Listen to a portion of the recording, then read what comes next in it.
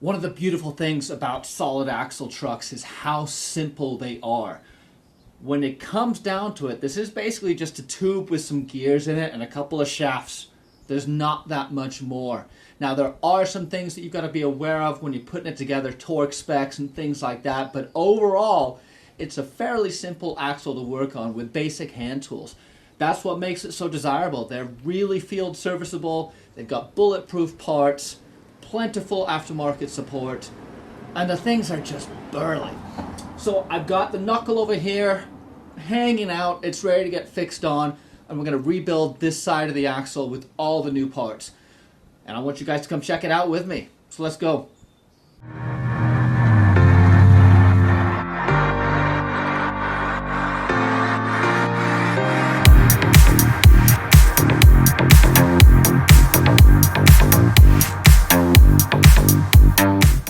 When everything is off the truck, now is the time to take care of the little stuff.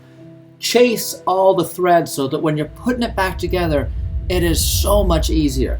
This is the stuff that I often neglect or just don't get around to, and this time I decided to do it differently and get all the little stuff done. And I gotta be honest, it did make a difference. Chasing the threads ensures that they're clean and ready to receive the new hardware that I'm putting in, and makes reassembly a lot more fun.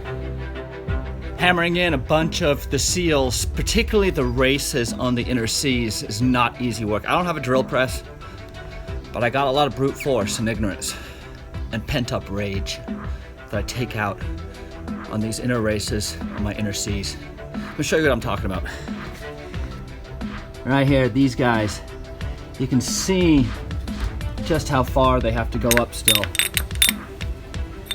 We've got to get them all the way seated up and in. And the way I've been doing is just hammering on them.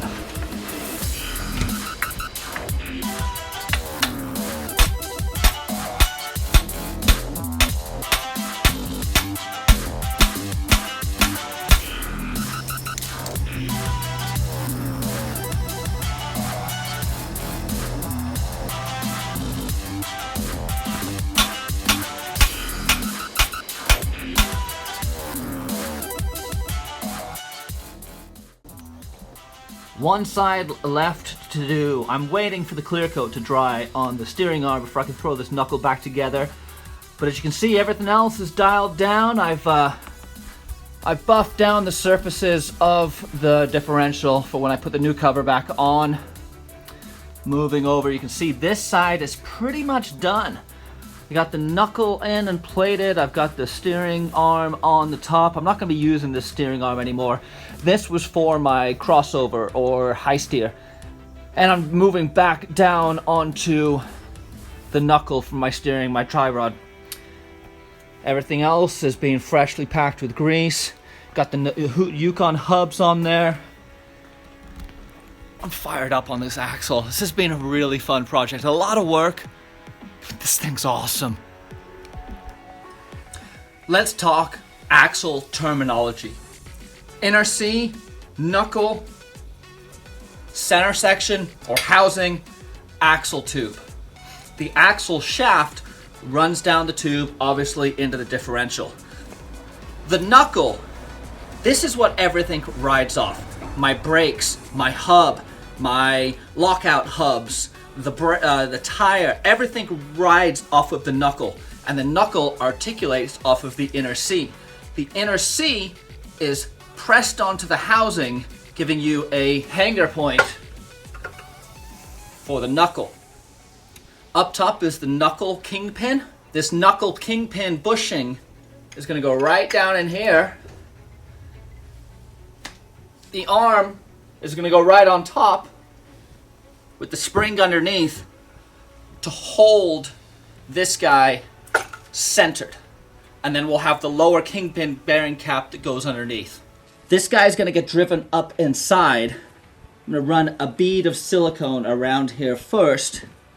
But I find that putting this top steering cap on centers it and makes getting the studs and the bottom engaged a lot easier.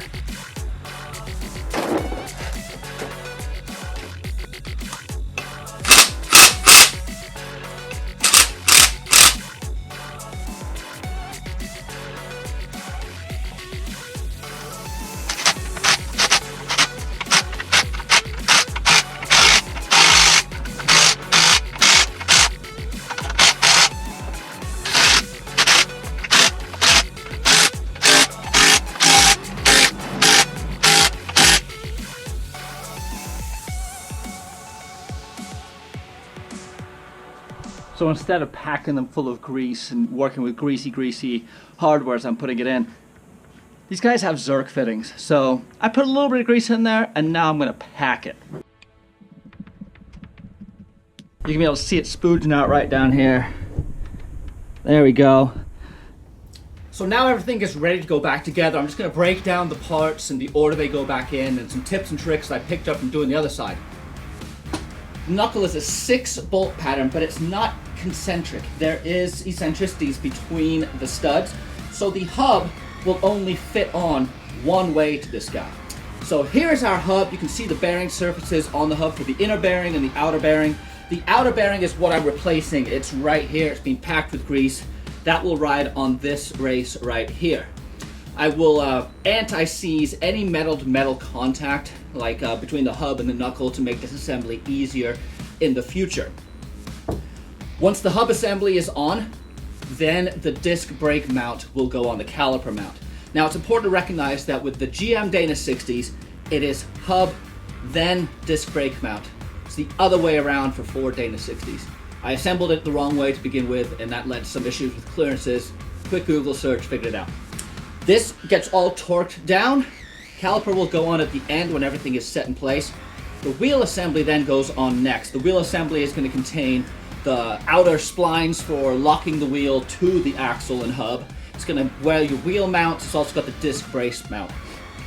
I have one bearing that I'm replacing that is the outer bearing. The inner bearing still looks good.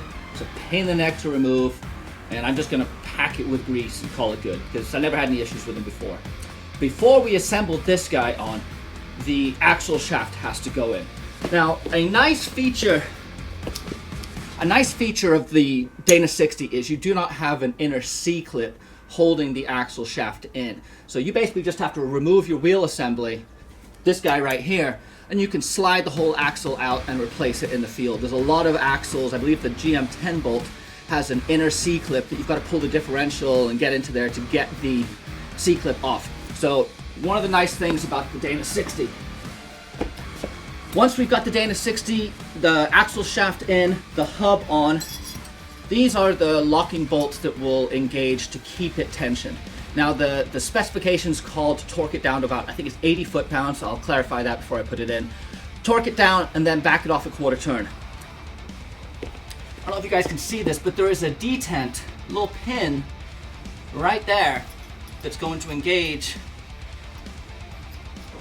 with this locking plate.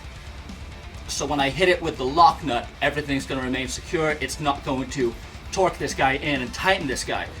Really important that you get these guys lined up correctly. Don't have the pin up against the axle or hub housing.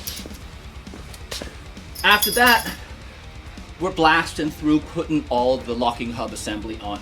You got a retainer that goes in first, your spring, the outer splines and inner splines, C-clips, and dial selector.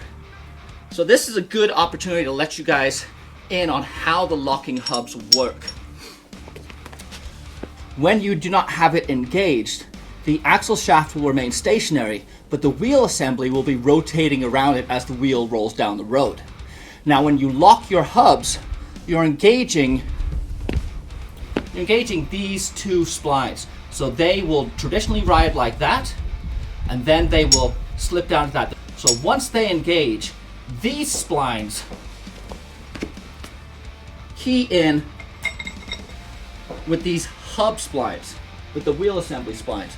So when we are taking this guy out, and when this thing engages, that's what locks the hub assembly to the wheel assembly and enables four-wheel drive. That's basically how a locking hub works.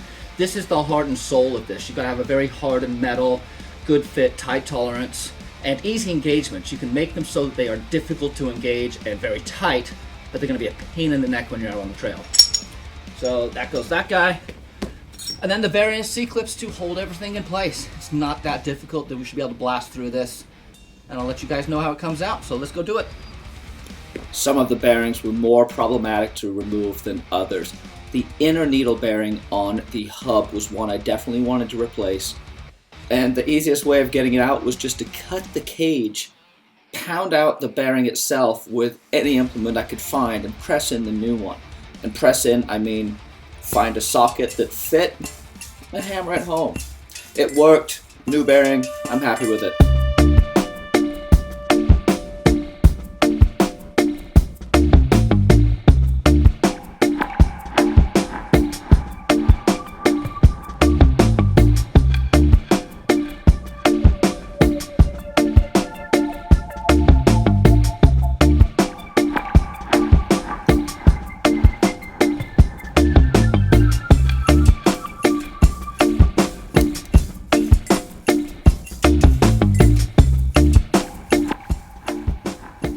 Last but not least, I'm gonna put some of this RTV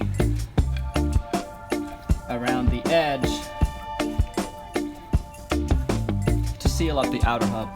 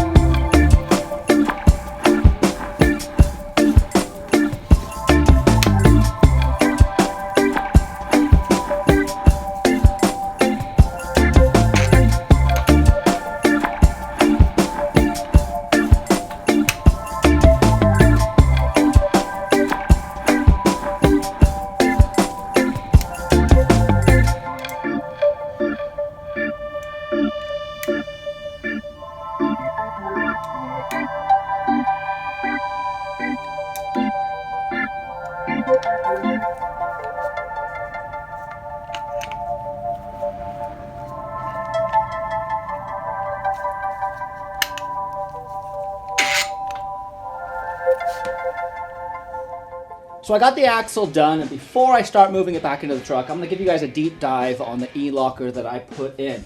Here is the locker that came out. It's a limited slip like I talked about earlier. I showed you guys the clutch packs in here. I'll show you guys how this differential works versus this one. First and foremost, I don't know if you guys can see that, but these pawls, the inner bearings, the carrier wheels, the spider gears, whatever you want to call them, these allow each axle to rotate independently. By rotating independently, one wheel can spin while the other one's got traction and vice versa. With a limited slip, there's going to be a bite in the axle that causes them to engage until the torque differential is so much that it will break the clutch friction pack.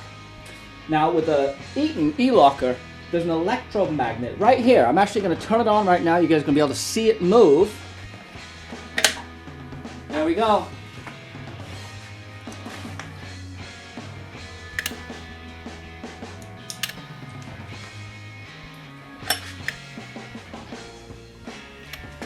This is the electromagnet which will drive some pins to lock the carrier assembly. When I give 12 volt switch through this line, you're going to see this electromagnet move. So let me show you that right now. There you go. Did you see that slide over? Now I have a locked differential. By removing the 12 volt switch power, the electromagnet moves back, and you'll notice that the driver passenger side is no longer spinning. That is all how this works. One of the main challenges with a limited slip differential is the unpredictability, meaning that different terrain features may present different torque biases through the differential, causing one wheel to unlock when you need it to lock, both wheels to remain locked when you need one to lock. A perfect example is going around a turn, or going around a tight corner on a trail. You'd need this to unlock, and most likely it won't unlock, and so you're going to be putting a lot of stress through the system. Not a bad design. For moderate wheeling, it's fantastic, and they're very low maintenance, very few moving parts, nothing really to break. Being able to turn on and off the locking front axle is really cool. With a flip of a switch, you're sending 12 volt switch to here, driving an electromagnet, locking the carrier, boom, you've got traction to both wheels. There we go. Coming out of the garage, freshly lubed, new shafts, knuckles, bearings, lockers, link mounts. Man, a lot of work went into this thing. It may not look like that much, but man, this was a lot of work. But it was a lot of fun, and taking stuff apart and learning how it works down to the intimate nitty-gritty is what makes wrenching on these trucks so awesome. I have full confidence that I can fix this thing in the field now because I know where everything goes.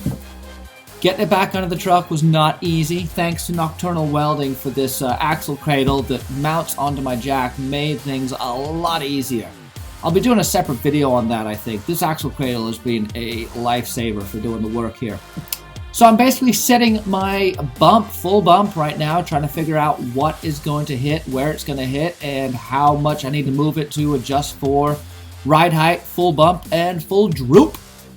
Man, I just cannot leave good enough alone. If I'm going to be linking my truck and pulling the axle, then I might as well rebuild the axle. Yeah, great thinking. I'm now about 8 weeks behind schedule, but that's okay. I learned a ton, made some cool videos, and have a buff, bulletproof Bomber Dana 60 up front now.